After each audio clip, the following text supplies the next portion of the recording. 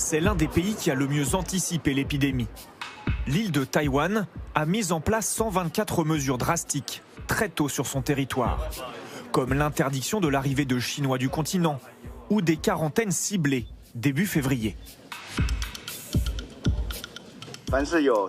Tous les gens qui ont été en Chine, à Hong Kong et à Macao seront mis en quarantaine à la maison pendant 14 jours. Depuis le SRAS en 2003, le territoire a développé un système de prévention d'épidémies très performant.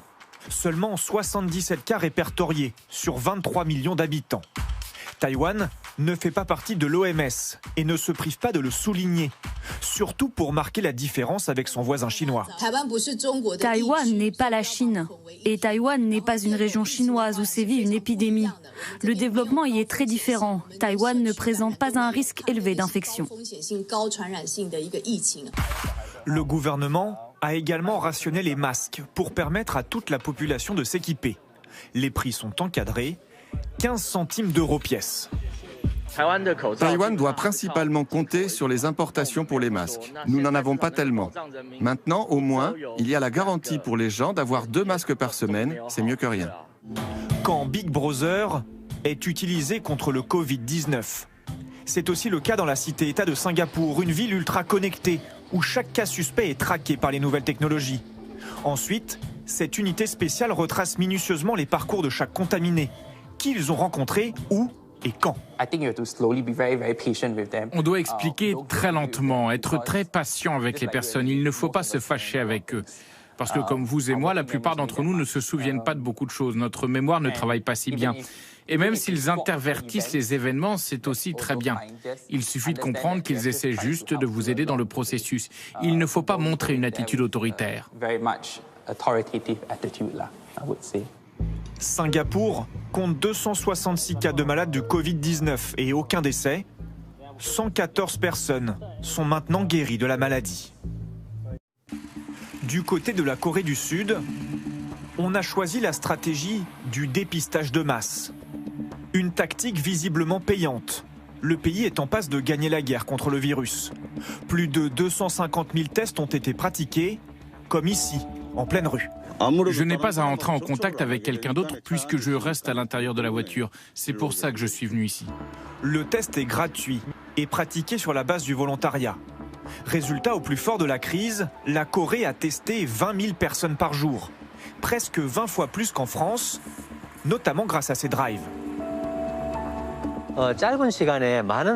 Nous pouvons diagnostiquer beaucoup de gens dans un court laps de temps afin que nous puissions contrôler efficacement le coronavirus et puis nous pouvons minimiser l'infection. Si le premier patient est un cas confirmé, le deuxième patient pourrait être infecté même si cette personne a été testée négative parce qu'elle est restée à proximité pendant un certain temps. Cependant, si chacun d'entre eux reste dans leur voiture, alors il n'y a aucune chance d'infection.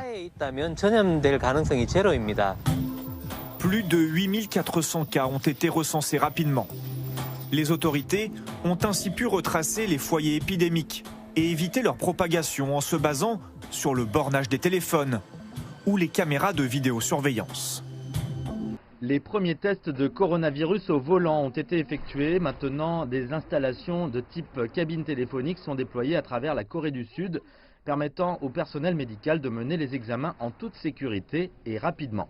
Nous avons développé ce système après avoir réfléchi à la façon dont il serait possible de rendre les consultations sûres et rapides pour ceux qui n'ont pas de voiture et qui ont besoin d'y entrer.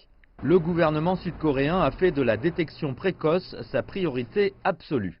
Dépister ou tester, traiter les personnes infectées, isoler-les et traquer les personnes qui pourraient avoir été exposées et informer-les.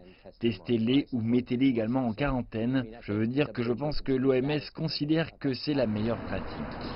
Rien de tout cela ne serait possible sans la vitesse incroyable à laquelle les kits de test ont été développés puis produits en masse.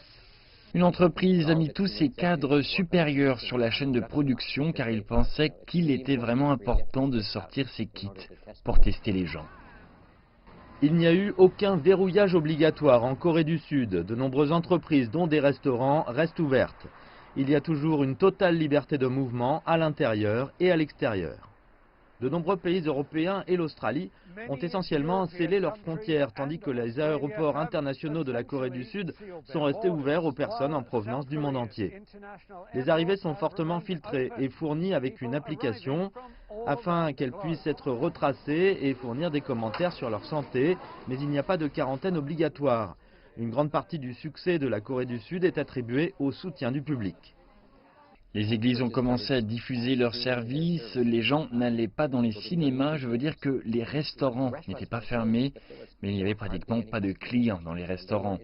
Quand on leur a demandé de se distancier socialement, ils l'ont fait, alors vous avez une population qui est très à l'écoute.